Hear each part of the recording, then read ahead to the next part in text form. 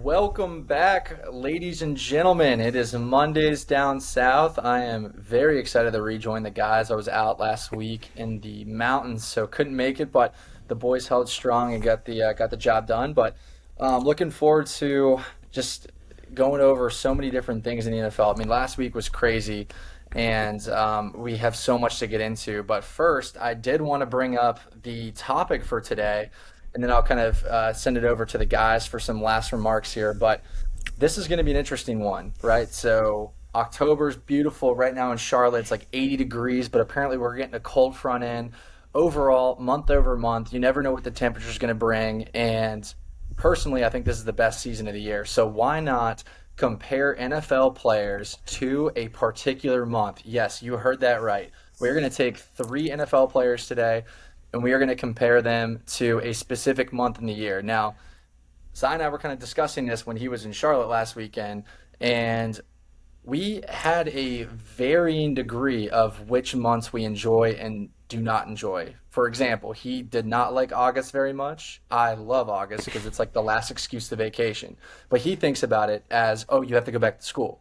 So as we kind of went back and forth on this subject, we figured why not take the actual calendar months and compare them to actual NFL players. So I'm really looking forward to this. I feel like this is going to get really creative, really wild, and guys, I'll pass it over to you before we go ahead and start the theme. Yeah, I just want to give a huge shout out to Zach Bakulik and Colin Beckham for being wonderful hosts this weekend in Charlotte. Had a wonderful time hanging out with the boys, and I want to give a really big shout out to my boy Mike Lemire. Even during his wedding, he made a point of walking up to me and mentioning how he's watched a couple episodes of Mondays Down South during his wedding. So that is a real fan right there, and I want to give him a shout out. So I just want to throw that out there real quick. Love it. I got nothing major to report. Just another week. Good weekend of games. Cy, we'll see you in a few days here, so we'll be able to watch them together this upcoming weekend. So, yeah, just good to be back for another week. Cy, you've been on that travel bug recently. Give the viewers all the different places. You were in Charlotte this weekend, New York the next. Yeah, I'm doing a little MDS tour, it seems like, Started in Jacksonville with both my boys, then I worked my way over to Charlotte with my, Charlotte MDS boy with Zach over there, and now I'm going to New York to be with my other MDS boy, and it also happens to be World Series weekend, so hopefully it goes 6 or 7, so then Evan and I can go to this cool bar and watch the games there. And keep an eye out. If we do go there, you might see a little Instagram story of us at a baseball bar from the MDS account, so that'll be really cool. And so, yeah, it's a little recap, and if you want, I can start the segment. I think you guys teed me up perfectly. All right, so first and foremost, I am going to start with the current month that we're in, right? I'm going to talk about October. And I cheated the system a little bit because Zach introduced it as players, but I'm including coaches and I'm including teams as well. And I'm starting with the month of October, which is October. We're one day away from Halloween. You're probably going to be listening to this after. And with spooky hours, my shout out is to Mr. Arthur Smith, who might be the scariest person to ever watch run an offense in maybe NFL history. Like, I am terrified every time I'm in calls a play, especially when something is important. Earlier, I think it was like today or yesterday, Evan sent the play about Arthur Smith, and on the goal line brings in his second tight end, who was Jonnu Smith, to throw a pass to his third tight end instead of using one of his three running backs or his actual quarterback, which, by the way, they had their second quarterback in. So if you're still following, it is spooky hours with the Falcons offense right now with Arthur Smith, and yet somehow they're still winning games because of their talent. And I really had to bring that up because Zach and I got to watch a game together this weekend. He was wearing his Kyle Pitts jersey, which is dope, by the way, and I really hope to figure it out. But for as long as the billionaire's son is calling plays in Atlanta, I don't know that it's going to be anything different than horror hour for you guys every month. So I'll compare October to Arthur Smith. They got Heineke in there, man. Now they're going to start rolling. But yeah, no excuses for the play calling. My favorite part about that play is Bijan wasn't even on the field per usual in the red zone. Lots of questions there. But Zach, Ev, you want me? To I'm go next. I got it. I'll take it. All right. So this one, I actually had a lot of fun with this prompt. This is gonna be a fun one. My first guy is Jamar Chase, and Jamar Chase is the month of July because when someone says in an interview, "I'm like a 7-Eleven, I'm always open," you got to give them the month of July, right? I mean, July 11th, 7-Eleven day. I actually took advantage of that, and I went and got a small Slurpee. So shout out Jamar Chase. Thank you for bringing 7-Eleven back to life here. But ultimately, I think Jamar Chase is a good example of July because July is often looked at as summer vacation. No one's really working. I mean, you are, but you're trying to at least schedule at least a week off, right? That was kind of what the Cincinnati Bengals did to Jamar Chase. They didn't really throw him the ball. He wasn't a part of their offensive package. And as a result, Joe Burrow and the Cincinnati Bengals struggled immensely. Then they figured out, I think there was like 0-2 or 0-3 for them to figure this out. Just throw your best player the ball. Why are you not doing that? He is an incredible connection with Joe Burrow, even back to the LSU days. So you're doing yourself a disservice if you take too much of a vacation and you don't throw him the ball. So ultimately they fixed that, and Jamar Chase has been going off. I mean, they played San Francisco yesterday, and Jamar Chase, even against that secondary, went off. Had a touchdown, had over 100 yards. So I figured that one would be a good one because we haven't really talked about him a lot recently. I feel like the conversation and the pendulum has swinged over to Justin Jefferson predominantly as like the best receiver, but Jamar Chase is right there in my opinion, and I figured he deserved credit. So Jamar Chase is the month of July. Love it. I love it. I got two of mine could easily pivot off of that. And before I do that, you know who probably is the best receivers in the NFL right now? AJ Brown, man. That dude is lighting it up, as well as Tyreek Hill. But anyway, I digress. I'm gonna go to. I'll pivot to my July one as well. I have one for July. Unfortunately, reusing months, so I'm not the biggest fan of July for whatever reason. But the one thing I associate with July and a little bit of August as well, but mainly July is being the dog days of summer, right? As they refer to it as. So I gotta go with my dog here, and that's Matthew Stafford. Another game this week where Matthew Stafford looks like he dislocates a finger or something and just is like, I'm good. I'm just going to play through it. I mean, that dude plays through more injuries than I think I've ever seen and still finds a way to play well. So, as we all, through the hot months of the summer, got to get through the dog days. Matt Stafford's dog days are, getting hurt in some fashion every single week and having to play through it and still, try to find a way to pull a rabbit out of the hat and win a game. So Matt Stafford is my July for the dog days of summer. I love it. I love that one. Y'all got creative with yours, and I love it. So I hope I can keep up with my next one. I'm gonna go with February, right? Because Myles Garrett is a cold man, and just like I'm afraid to step outside my door in February when it's freezing, and just like I'm shivering every time I look outside the window, that's what you got to feel like when you're a quarterback in the NFL and you're looking across the line and Myles Garrett's on the other side. When he's ready to sack you, and once he hits you, your body's frigid. You're shivering, like I mentioned earlier, and that's all I can think about when I think about February. And by no means is he a Valentine, so maybe there's a paradox right there. Myles Garrett is a cold man, and every week he eats, and I just could not think of a month that scares me more than February, and that's what I look at Myles Garrett. So I'll keep that one short and simple. Dang, man, I like that. That was cold-blooded. I like it. No pun intended, with the paradox with Valentine's Day. I really like that one side. Shout out there. Thank you, sir. Thank you. All right, my next one here is the month of January, and I'm comparing that to Bryce Young because Cy Coonerty said himself at Whiskey Warehouse in Charlotte on Sunday, Bryce Young is going to be a Hall of Famer the moment he gets one win. I'm calling BS. I think he is very accurate.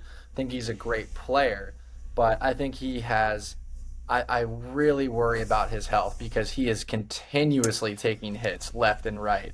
And so the reason I compare him to January is because, in the month of January where everyone, it's like, oh, New Year's Eve, oh, into New Year's Day, you get the first couple of days off. that's incredible. But then you start January and you don't have another holiday really until Memorial Day. And it's just this long stretch of a distance. And you recognize the moment the parting of New Year's Eve and New Year's Day is over, that you're in for a long stretch. I feel like that's Bryce Young because he right now is feeling the excitement of one win. But when you really look at the long swing of things, he's playing in a fast NFL that's not college football, and they're still the worst team in the NFL, and they have a lot to work on, and they're also going to sell a lot of their pieces. Wouldn't be surprised if Brian Burns is at another team here just in a couple weeks. So overall, congrats, Bryce Young. You celebrated New Year's Eve with that one win, but now it's the month of January. It's long, it's cold, it's deserted, and there's no federal holiday to bail you out of jail. That's Bryce Young to me. I like it. He did look better this weekend, though. He looked better. We see some signs of life. So I'll jump back in. My month is going to be March. March is probably my favorite month of the year. Biased because it's a birthday month for me. But you also get the NCAA tournament. You get baseball opening day and spring training. So I just think there's a lot to like from a sports standpoint about March. So that means I have to pair it with probably my favorite quarterback in the NFL is Joe Burrow. He's not the best quarterback in the NFL by any means, but just personally from all the swag and, just his play on the field, I love me some Joe Burrow. And similar to the month of March, right, it's a little slow to get going, right, because the first few weeks you're kind of just stuck in that February mindset where it's still really cold, it's still kind of dreary. But then as the month goes along, it just starts rolling and you got new sports after new sports and it just like eases you into spring and you get nicer weather. And that's like the Bengals. That's like Joe Burrow, right? The first few weeks of every season, everyone's always questioning like, what is wrong with the Bengals? Like, are they finally broken? And then after like 3 or 4 weeks, you're like, oh no, they look like one of the best teams in the NFL once again. And that's where we are right now in the season, actually, after the Bengals beat the 49ers. So Joe Burrow, my favorite quarterback in the NFL, competent in my favorite month. Both which get off to slow starts. I like that. That was a nice little like starts off cold and then starts getting hot. So that was a smart little tip. I like that. Ev. Nicely done there, and that's a good one too because I agree.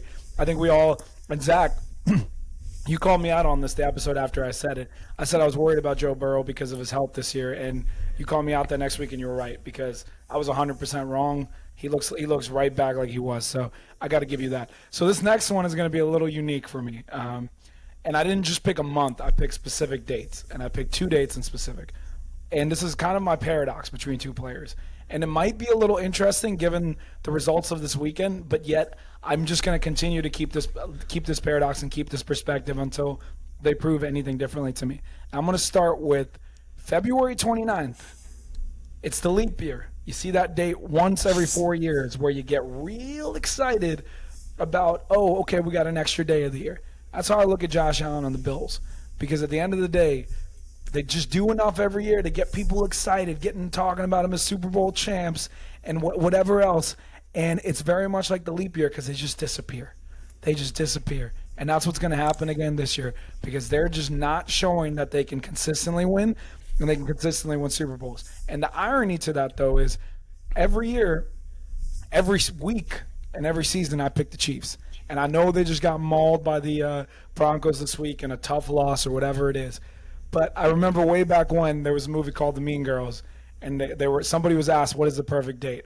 And they said April 25th because it's not too hot, it's not too cold, and all you need is a light jacket.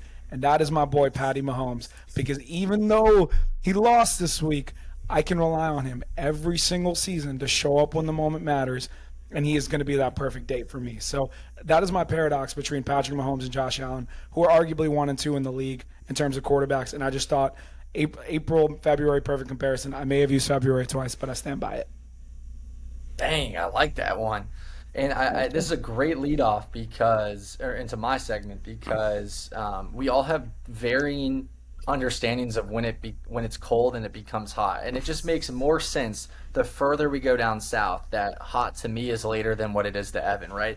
Evan up in New York says that March is when it goes from cold to warm because even though it's much colder than like in April or May, it's warm to him because he's so used to frigid temperatures. For me, or then for Cy, it was April. 'Cause now we're down mid-Atlantic, and now let's go to the south. I'm May, so my month is May from a cold to hot standpoint, and my guy is Travis Etienne.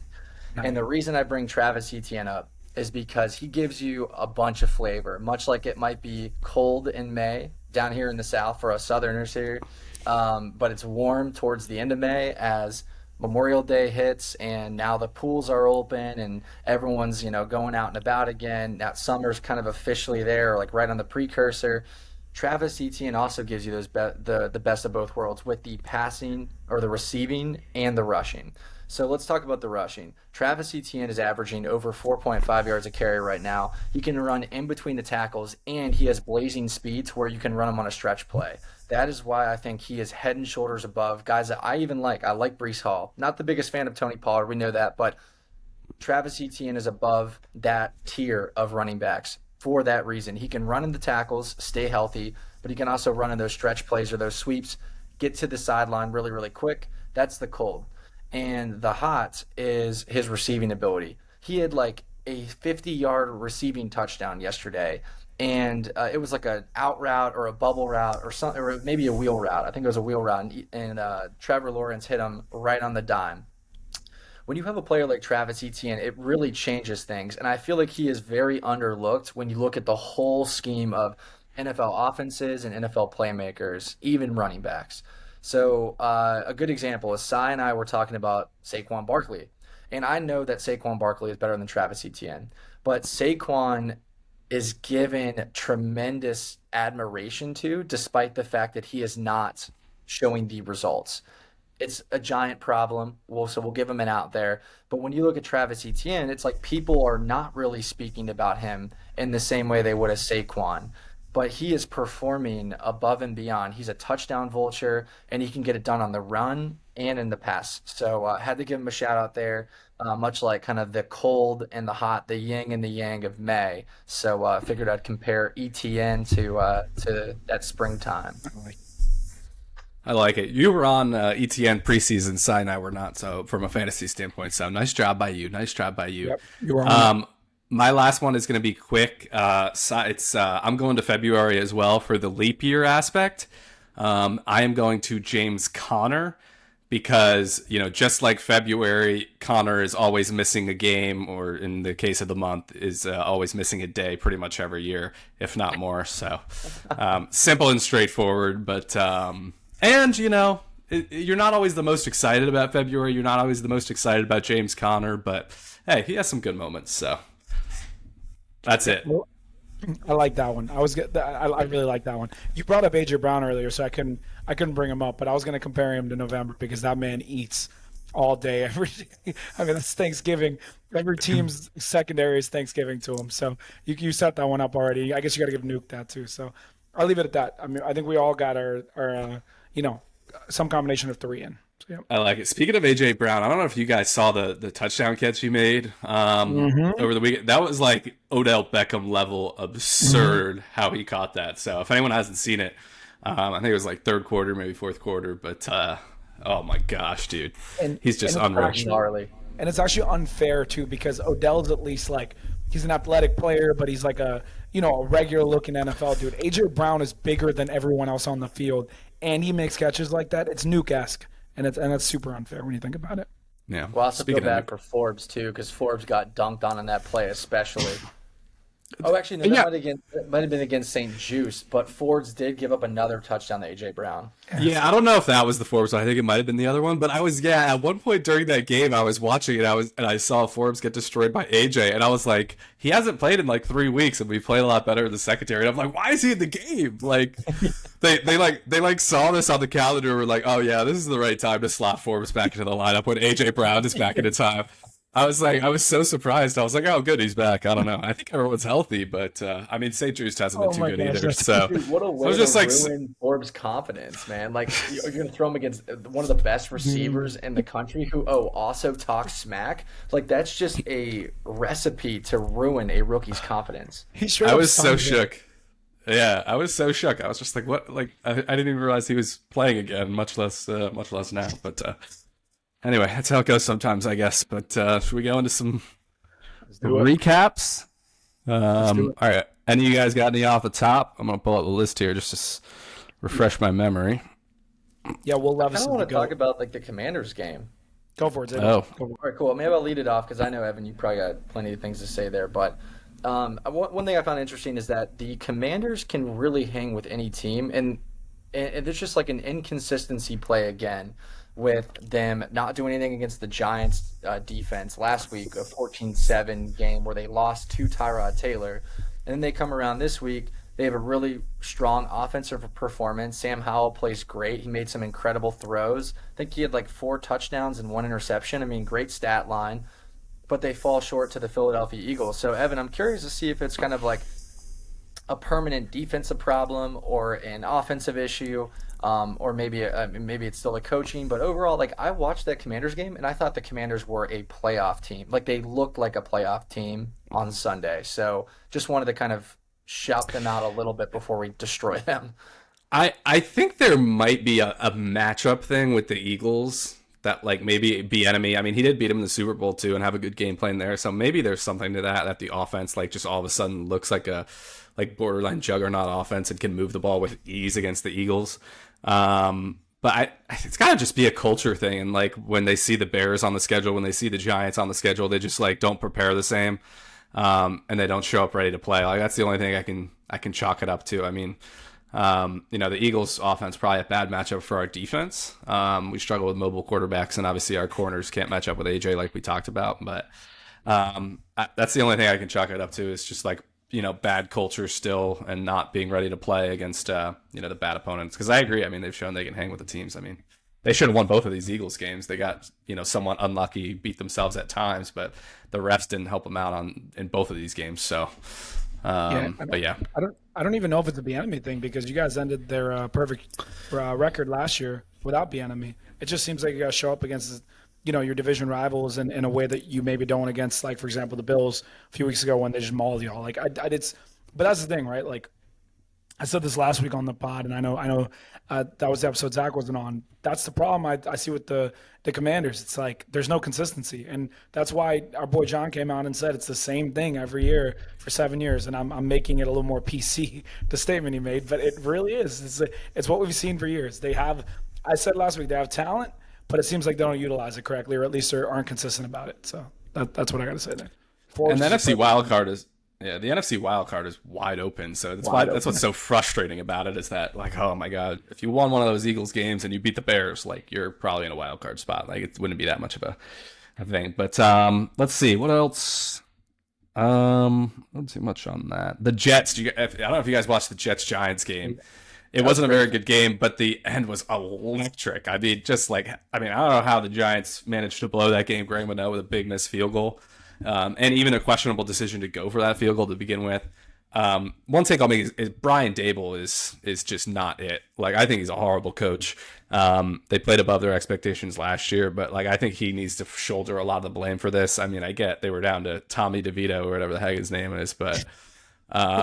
Like some of the coaching decisions they make in game are just a mess. And shout out the Jets. I'm on the Jets. Zach Wilson, a dog drive there at the end.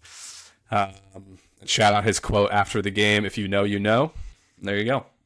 I'm laughing, Evan, because this weekend I look over at Zach and I'm like, how are the Jets tied with Danny DeVito's brother right now? They just pulled this guy on all the cast Always Sunny, and he's starting a game, and somehow it took all of that to beat them. Like, that is genuinely terrible. Like, just don't get it. Danny DeVito's. Yeah, the guy from It's Always Sunny from Philadelphia, he almost beat the Jets. I mean, Graham Gano missed a wide open field goal there. But, hey, you got to give credit to Zach Wilson. Made some huge throws towards the end. Garrett Wilson had that big play. Alan Lazard pulled in a couple of late receptions there.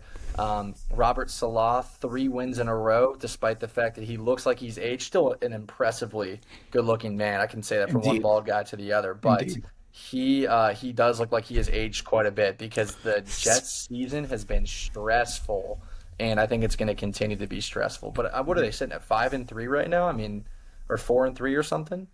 Yeah, I think 4-3. Yeah, but they're right in the mix. They're right in the mix, man. There's a big cluster of 4-3 teams. that can kind of make a run here. And did y'all see they Aaron have- Rodgers? He Yeah. he was warming up like he was going to play in like 2 weeks. Obviously he's not, but he looked good. And the AFC is like more wide open than we thought it would be this year. Partly because of injuries here and there, but also other teams underperforming. There's more spots in that AFC wild card spot than I think we initially thought there would be, because we almost deemed teams a shoo-in. For example, another team I was going to bring up is our handy dandy Chargers, who we basically took off our no bet list, which is such a bummer because, of course, you would think this Bears bet was the easy one, but we were like, nope, we're not betting the Chargers. And what do? Justin Herbert plays like an MVP. I understand that it's the Bears. They're not a good team, but they straight up, it was perfection from him. Like, they just straight up dominated that team from start to finish, and they're capable of that. And it's so frustrating because this is just what the Chargers have been for years. And I know Evan is not a Staley guy at all, even though Zach has come to his defense a few times. It's an interesting paradox. So I really wanted to bring that up because last night I was like, come on, man. If y'all played like this every week, you guys would be competing for a Super Bowl, and you just don't. And it doesn't make sense to me. Despite that, all of our teams took L's. I'm thinking Commanders, Falcons, Colts. I feel like those were the most electric games. Like, I'm even thinking of the Titans-Falcons game. Obviously, the Falcons had like a mix-up in scheme where, as I had mentioned earlier, with the spooky hours, tight end number 2 throwing to tight end number 3 while tight end number 1 blocks for everybody. That didn't quite make sense. But then also the rookie coming in for Tennessee. What's the Kentucky guy's name? Will Levis, yeah. Levis tossing 4 touchdown passes. All of them were like over 40 yards or something like crazy. D-Hop just doing D-Hop things, pulling in 2, I think it was 2 or 3 touchdown receptions, but he obviously killed it. And I think we've also come to a crossroads with the Falcons too. Are they a good team or not? They're sitting there at 4-4, and this is where I think the wheels of the bus start to fall off, because Desmond Ridder was benched for a concussion, which I buy. But I just think Taylor Heineke's going to finish the season out. So not much to talk about there, really. But Will Levis, what a coming out party for him. And I guess I raise a question to you guys. Do you think he now starts for the remainder of the season, or do you think Tannehill comes back? I think he should, and I think Evan's nightmare in Murray Hill, if you will. I'm going to use a Halloween pun right now. I think Evan's nightmare on Murray Hill is watching his Commanders lose and watching Will Levis ball out. Like, this is literally Evan's worst nightmare. I'm not worried. He despises Will Levis. It's actually hilarious to see. But you know what? I got to give credit where credit's due. I'm not going to dispute it, Evan. Yeah, I'm not going to pretend like all his throws to Nuke were perfect, and even the ones that were touchdowns. However, the dude came out as his first game of his career. He didn't even get to start the season like every other rookie quarterback that got drafted in the top 2 rounds did. Outside of Hendon Hooker. And he throws 4 touchdowns against a defense that's been relatively decent. So I got to give credit where credit's due. I'm not saying he's going to keep this up all year, but that's a better debut than the majority of rookies I've ever seen. So I'll give credit where credit's due. And shout out Nuke Hopkins. The guy doesn't disappear. Yeah, I'll give him credit on a nice effort in his debut. Again, I didn't watch that game too closely, but of the touchdowns, the only one that actually impressed me was the last one. The one that wasn't to Nuke. That was actually, the arm strength that it took to make that throw. And the guy was still open, but he went from like one sideline almost to the complete other corner of the end zone from like 50 yards downfield. So an absolute bomb. But like Nuke was just abusing people. Like the first touchdown where he just shucked AJ Terrell to the side and then was wide open. Like Levis didn't do anything there. And then the slant that Nuke caught was actually like a foot at least behind him that Nuke had to make the play on and then, have some yak to score the touchdown. But still a good performance. But my hatred of Will Levis, not personally, but as a NFL quarterback and thinking he won't be good at all is that's a die on the hill take. So I'm not coming off that one after one good game. But I do think he should start over Tannehill if Tannehill is not traded. I just want to say this real quick though. I know it wasn't the best throws, but I'm just going to give you guys a quick take here. Have Zach Wilson or Baker Mayfield, both of whom are starting in the NFL and have played, a combined like 200 more games than Will Levis. Have they ever had a single game that was as good as Will Levis's first start? Probably not. Baker had a good season, actually. Yeah, but he never had. He wasn't a 4 touchdown in a game kind of guy, and he had Odell Beckham Jr. and could not get Odell Beckham Jr. to even be a top 20 receiver. If we're talking about receivers making quarterbacks better, so that's all. I just want to give the rookie credit. That's all I'm saying. He did have a good, but when you talk one game, Baker actually had a full season of solid games. So He was all right. his rookie year, he was pretty good. He was He was pretty okay. good. He was pretty good. He had Yeah. a pretty good rookie season. I think. I mean, we touched on a couple of good ones. Honestly, it was an interesting 1 p.m. slate because I feel like what you were saying, Zach, is true. Like none of the good teams really showed up this week, like for the most part, like in the way that they normally do. So it was more fun kind of watching those like teams in between. I did want to make a quick shout out though because we were talking about the Commanders game early. Isn't it kind of funny that when you throw the ball to your first round pick or try to get him involved like as a wide receiver that all like that you throw for 390 yards, like Jahan Dotson has been non-existent all season and they finally got him involved. So I just want to give him a quick shout out. Like I hope they give him the ball. That guy's good. And I've been on that. I've been a truther. So give him the ball, man. I mean, I don't disagree, but you also you got to blame the receiver. If you look at some of the data on Jahan, the dude has been one of the worst receivers in the NFL from a separation, from a contested catch. Like his numbers, his analytics are horrible. He played well this time, but his underlying analytics have been horrible this year. So I don't know. I don't think you can just force feed him. It's he hasn't been very good. I think where we vary and Zach's probably somewhere in between is obviously analytics are important in modern day, but I do think sometimes they tell a false narrative or can be biased because the reality is even guys that don't have the best analytics, if you can put the ball in places where they get an opportunity to play, they all of a sudden seem to create more separation, and you see that year in and year out with players. So that's my take there. I'm using Jahan Dotson as an example only because we watch the Commanders every week, but he's an example of many players that I feel get underutilized. So that's why I just wanted to point him out as an example of that. What else we got? Panthers first win. We were all on the Panthers this week. We were. And they won. How about that, gents? We should have bet it. We should have bet it. I was saying it the whole time, boys, but you were like, "Oh no, we can't bet against it." I was like, "This is the time to do it. The Matrix works." That's true. We can't go 0 for 4 one week and then think that we're gonna hit on the Panthers the next week. I stand by our logic, but that was a good win for them. The Cowboys looking like back up to their old tricks of just dominating on defense and getting defensive touchdowns and embarrassing teams as well. Well, Dak actually this is the Dak first did time play I've seen him have a great game in since last season. So that's if they coming off a bye, if they can actually keep that up to a certain extent, then they all of a sudden become a team that you actually have to pay more attention to in the NFC because their defense is obviously loaded. So that's one thing that stood out. It's weird too because Tony Pollard still is not playing great. And they still put up mad points this week, so that's interesting. At the link this week, big game. Zach, you got another take for us? I was thinking about the Dolphins and Patriots game. Cy and I were watching it. We were cracking up because it was like, okay, you're never gonna be able to stop Tyreek Hill. Another 40-yard bomb touchdown, backflip. The guy is unbelievable. But what's really interesting was listening to the Mike McDaniel podcast. He was on the Pivot podcast with Fred Taylor, Ryan Clark, Channing Crowder. And Mike McDaniel said, I actually reverse engineer the routes. So I don't start with the X's and O's and I start drawing, okay, the X receiver is going to run a post and the slot receiver is going to run a drag down the middle or whatever. He actually looks at defensive schemes and he finds openings while the play is in motion, and then he tries to exploit those holes, and then he runs the routes into those particular gaps. Yeah, just make sure to watch ours first, viewers. But Mike McDaniel is a wizard. Did you see his quote on Jalen Ramsey? What did he say? No, I didn't see it. He I don't know. They asked him about the pick, and he was like, "Yeah, I was really disappointed. Jalen came back, and he said he told me that he's going to come back and he's going to have a pick 6." And then Mike was like, "So I was really disappointed. He didn't say he was going to come back and have a pick field goal." It was hilarious. He's just so good. He's so good. But, yeah, I think I guess Kirk Cousins, unfortunate news there, torn Achilles. We'll see what they do at the trade deadline because the Vikings are starting to play well.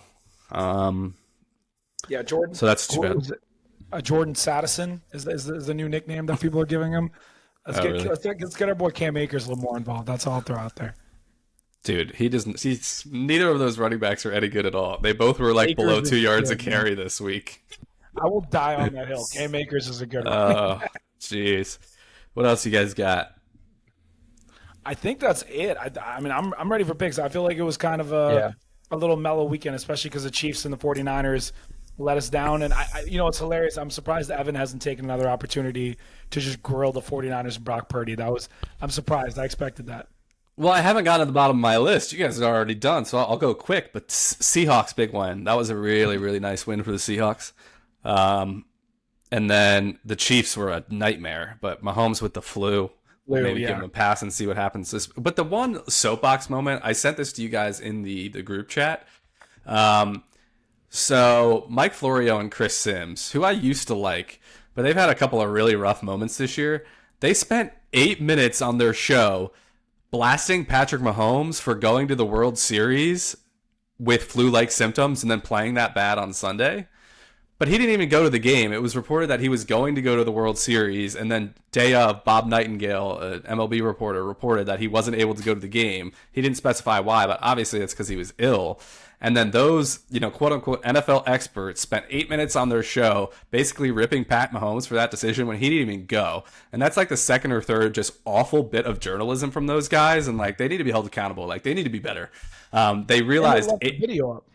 Yeah, they and 8 minutes into the video, someone goes in their ear and they're like, "No, he ended up not going," or whatever. But yeah, and they still left the video up. I'm like, dude, this is like really bad. And this isn't the first time that each of them have said like really bad things on their show. So that's my soapbox for the day. That like they need to be held in check. All right, And let me throw this out there. I also love that after, Zach pitched one podcast, we're going after another one. That's a good balance we're doing over here. But I will say this.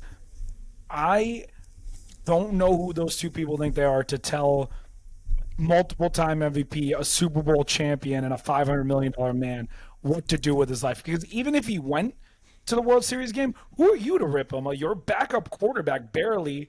You talk about draft classes every year and act like you know what you're talking about. If you go back and look at that dude's quarterback analysis, it is horrendous. I've had better quarterback analysis than this guy, and the best quarterback throws I made was on our MDS podcast video 2 weeks ago. So I'm so tired of people just like if you're gonna come after someone, Patrick Mahomes is not that dude. That's how you ruin your own career, dude. Do not disrespect a GOAT. Like I'm not here for that nonsense. They need to put Mondays Down South on the big networks. What do we think, boys? We're going to tell it like it is. We're going to tell it like it is. We might not have the clout like a Skip Bayless, or these guys, but hey, we're going to tell it like it is. We don't got nonsense. Yeah, we come from a different angle. We compare NFL players the months during the year. I mean, look, like this is. Oh gosh. But yeah, now that you've given my Brock Purdy moment. The Bengals are back to being amazing, as I mentioned earlier. Brock Purdy's not the guy. Sam Darnold's better. Jump aboard the train, boys. It's left the station. I said this before the season for those that Did you watch the game? He was awful. One game. He's bad. He's bad, period. He's actually might even be worse than I thought. But just because Brock Purdy isn't like an elite quarterback doesn't mean Sam Darnold is better. That's the part of the take that is very shocking to me. It's one thing to say, okay, Brock Purdy is not as good as people make him out to be. It's another thing to be like a guy that's had like 10 years to prove himself as starter in the NFL that has never done anything with that, who was one of the best college quarterbacks, is better than him for that reason. That makes no sense. That's a weird take to me. Well, fair critique, but my point is that being on the 49ers, Sam Darnold has all the tools. I think he would play better than Purdy, which means he is better than Purdy. But we good for picks? That's a fair comeback, though. We got a shakeup. So obviously we haven't reported results in like 3 weeks. So this is interesting. We have a shakeup a bit. Not as much at the top, but Cy, you've slipped into last here. After a few rough weeks, I have moved into second. Zach is still in first. It's close though. Zach's got a 3-game lead on me and 5 on Cy, meaning that I am 2 up on Cy. So it's tight. We've upped our percentages, which is good. We're all above 600. Zach's at 680 from a percentage standpoint. All right, listen to me, boys. My boy's been talking mad smack, man. I got him the last 2 years, but I'll give him credit where credit's due. Yeah, Matt on that. But should be a fun finish. So we'll start Thursday night football. We got Tennessee at Pittsburgh. Pittsburgh is a 3-point favorite at home. I believe it will be Will Levis and maybe Mitch Trubisky. I actually don't know if Pickett came back in that game, so I don't have a ton of good info there. Over-under is 36. Let's start with Cy. Sorry, can you give me the spread number again? I got the over under. Pittsburgh -3. Oh man. I pick Pittsburgh win and cover. Pittsburgh win and Yep. cover. I Give like me Pittsburgh. Tennessee money line. Sorry, I've Will Levis. Kentucky, relatively close to Pittsburgh. I know it's an away game, but he just played too good against a bad pass defense. And what does Pittsburgh have? They have a bad pass defense. Give me Tennessee. I like Pittsburgh to win and cover. Tough to go on the road to Aquashire, shall we say. Next game, we're in Germany this week, gentlemen, for just an awesome game at 9:30. We're gonna have to get up early for this one, Cy, and tune in. Miami at Kansas City. It'll be 9:30 Eastern. Kansas City's actually a 2.5-point favorite on the neutral site. Over under is 50. I'm nervous because I blasted Miami last week for not having beaten any good teams. But I don't know how Patrick Mahomes is going to feel much better after he has to get on a flight and fly to another country. And I'm going to say Miami beats their first good team in a while and gets the money line win here. Zach? Same here. Miami. It's comeback season for my picks and for my squad I pick every week. It's Kansas City. Yeah, that's a nice spot for you to try and get one back. I like that. Next game is Minnesota at Atlanta. Atlanta is a 4.5-point favorite at home, not knowing who. I guess Jaron Hall will be Minnesota's quarterback, presumably, unless they trade for someone and get him in immediately. But 37.5 is the over/under. Let's start with Cy, so Zach can go last for his team.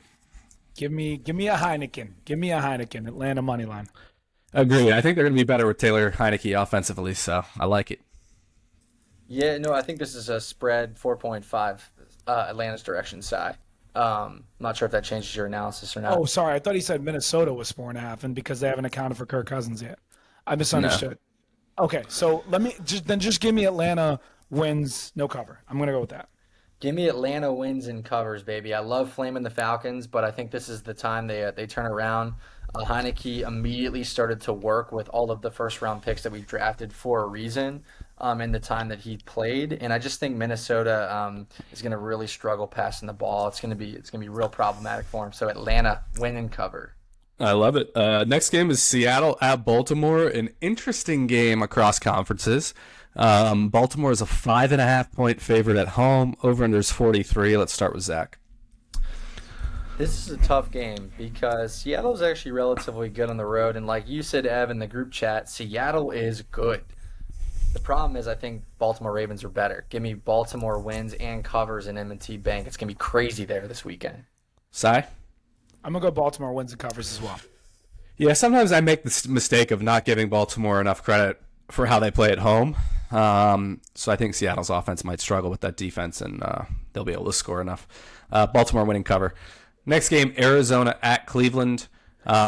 Joshua Dobbs has been benched for one of Clayton Tune or Kyler Murray could be back this week. Cleveland's a 7-point favorite at home. Over under is 38.5. I got Cleveland winning cover. We'll go to Zach. Cleveland wins and covers just because they benched my fellow alopecia areata man. So I think this is actually going to be a bloodbath. I think Cleveland is going to put the hurt on them this weekend. I really wish you dressed up as Josh Dobbs for Halloween now. The irony would have been hilarious at this point. But I'll go Cleveland win and cover. All right, next game, Rams at Packers in Lambeau. Green Bay's a 3-point favorite at home. Over-under is 39.5. I'll start with Zach. Give me the Rams money line here. I know I shouldn't be doing that with all of the injuries there, but I don't think the Rams are as good as we thought, right? You know, Evan and I maybe predicted that, but I do think that they're better than what you sometimes say, Evan. So give me the Rams money line here. Cy? Well, what I'm concerned about is I don't know if Matt Stafford's playing. I think he was having trouble gripping the ball is what I was hearing. So with that in mind, I mean, I want to pick the Rams because you guys know I like the Rams, but I just don't know. So for that reason, I'm going to go with Packers win. I'm not going to go cover, though. I'll just go Packers win. I know it's only 3, but I'll just go Packers win. Yeah. I'm going to stick with the Rams. I have the Rams. But certainly that's only if Stafford plays. I don't think either of these teams are good at all. So that's a tough one. But Next game is actually a very similar matchup to me, and it's Tampa Bay at Houston. Houston is a 2.5-point favorite at home. Over/under is 40. Let's start with Cy. You said 2.5 favorite at home? Yep. Oh, wow. I'm going to go. You said Tampa, right? I'm going to go. Give me Tampa to win that game. Why does Houston get so much love, man? Houston plays way better at home. I'm going to take them to win. I say it's close, though. No cover. Zach? Oh, yeah, Tampa wins. Tampa wins this game. Next game, Chicago at New Orleans. New Orleans is a 7-point favorite at home. Should be Tyson, whatever you say his last name again. Over-under is 41. Start with Zach. So this is another game where I think New Orleans has something to prove. They're 4-4. The division in NFC South is tight. Give me New Orleans wins and covers 7.5. I think they scored almost 40 points against the Colts. Just imagine what they're going to do against the Bears. So I like the spread. Cy? This is an easy win and cover for me. The Bears are not going to be able to do anything against that defense. Probably true. I have a no cover, but I'm not tied to the no cover by any means. Next game, Washington at New England. New England is a 3-point favorite at home. Over/under is 40. Let's start with Zach again. Dude, I love this spread. Give me Washington money line here. Washington money line. Here we go again, gents. I think my new strategy, since we get to go last for our teams, is I'm just going to copy y'all's picks on the Commanders just so I don't lose ground when they play. But if they have any heart at all, they should win this game to give themselves a chance. But my worry is the whole Bill Belichick against young quarterbacks thing. Like Sam Howell's probably going to get looks he's never seen before. So it's probably honestly tough. But all right, 3 Washington money lines. What a world. Next game, Indianapolis at Carolina. Indianapolis is a 2.5-point favorite on the road. Over/under is 44. I think it's tough. I have Indy winning but not covering. We'll go to Zach. Same here. Win and cover. All right, next game, Giants at Raiders. Line opened at Raiders -3, subject to change with the outcome of tonight's game. So 3-point home favorites. Over/under is 38.5. Zach, start us off. Give me the Raiders win and cover that one. I just think the Raiders are a lot better than the Giants, even though they haven't really shown it this season. And apparently they're not showing it tonight either, as of this podcast. That's a shame. Cy? Jimmy G's back. We don't even know if they're going to have if the Giants might start DeVito again. So please give me the Raiders on this bet. Yes, the Raiders win and cover. Yeah, I like the Raiders with Jimmy G as well. Huge game in the 4 o'clock window. Dallas at Philadelphia. Philadelphia is only a 3-point favorite at home. Over/under is 46. Let's go to Cy to start. I'm gonna go Philly wins and covers. I'm gonna go Philly wins and covers as well. They kind of have Dallas's number the last few years. Zach? Philly wins and covers, but I am not confident in this one. Yeah, I could see Dallas pulling it out.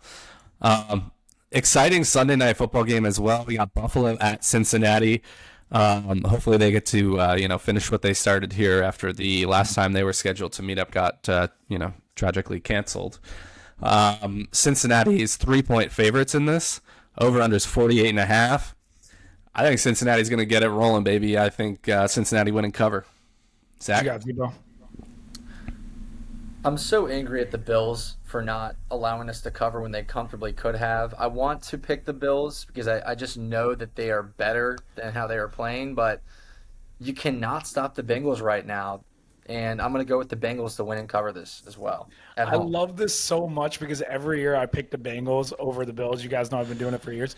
But for the first time ever, I'm the one picking the Bills. Bills win this game, money line. Good job, Cy. Chargers at Jets, Monday Night Football in MetLife. Chargers are 3-point favorites on the road. Let's start with Zach. I hate this game so much I know. because Justin Herbert and the Chargers are just terrible when they go to the Eastern Seaboard. And the Jets certainly have the defense that can quiet that electric Chargers offense, no pun intended. But I'm going to go with the Chargers to cover 3. I think they can do it. I think it's going to be a gross game. They can't play like the Jets. They cannot play like the Jets, but if as long as the Chargers can get like 23 points, they're going to cover this. So I have faith in them. Cy? I'm gonna go Chargers cover like 8. And the reason I'm saying this is Austin Eckler is back, and that's the piece they've been missing, and that's gonna make all the difference. He completely took over that game last week. I know, Ev, we said we don't want to do this anymore, but I'm going Chargers like cover by a lot. Every part of me wants to pick the Jets out right here. I think they can create some problems with their defense, but I'll say the Chargers win, but they sneak out a field goal win. So it's technically a push, but I'll say no cover. This should be fun. That's the board, gents. Any last words before week 9? No, I'm excited to see. First, I got to give you both a shout out, but I do want to say something real quick. Zach and I think we need to instill some form of a loser's punishment for the week-to-week picks. So the person who loses is going to have to, for 20 to 30 seconds, do some sort of performance. We will fill you guys in on the details next week because we're gonna have to talk about this offline. Just stay tuned for that because this will be comedic to say the least. So just remember that. And this makes me really disappointed because me and Zach were giving Evan crap thinking that he would finish last every week like he has the last 2 years because he always picks the upsets. But all the upsets I've been picking have been burning me right now. So I shouldn't have been talking smack. So it's going to be on me. My new strategy has me in a good spot from a pick standpoint. I'm going to catch Zach here soon. So Love it. Overall, just really appreciate all the viewership and the attention that you've been given Mondays Down South. We really appreciate it, and we will catch you on the next one. That was Mondays Down South. Evan, go ahead. who wins the World Series, Cy? It'll be done by the next podcast. D-backs in 7, baby. Give me All the right. D-backs in 7.